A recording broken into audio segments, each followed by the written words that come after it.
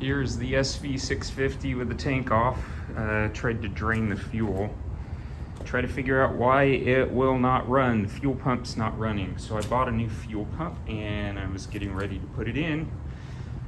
Figured, yeah, it'd take a couple hours. Took the gas tank off and this is what I see.